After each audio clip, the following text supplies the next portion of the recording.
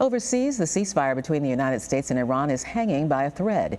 Iran is targeting American ships as President Trump's Project Freedom gets underway in the Strait of Hormuz. Scripps News Group's chief Washington correspondent Joe St. George explains how the tensions could soon lead to breaking more records at the gas pump here at home.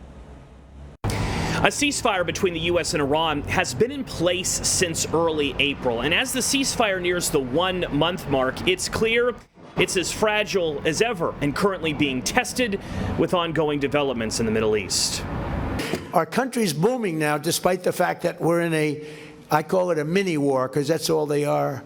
They don't have a navy anymore. President Donald Trump with a verbal assault on Iran's military capabilities as the world watches to see what unfolds next in and around the Strait of Hormuz. As President Trump's Project Freedom continues, an effort to guide certain ships out of the restricted waterway, Iran has pushed back. Iran's foreign minister Abbas Araghchi writing, events in Hormuz make clear that there's no military solution to a political crisis. As talks are making progress with Pakistan's gracious effort, the U.S. should be wary of being dragged back into quagmire by ill-wishers. So should the UAE. Project Freedom is Project Deadlock.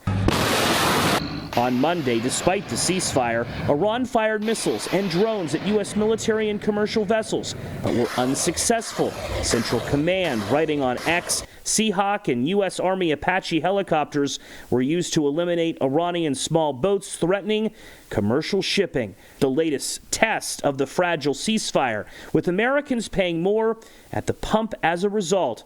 As the national average hovers around $4.50 a gallon Tuesday morning, some analysts are predicting new records could be set in the coming weeks if no major developments occur in the Middle East. The previous record for a gallon of gasoline in the U.S. was just above $5 a gallon, set back in June of 2022.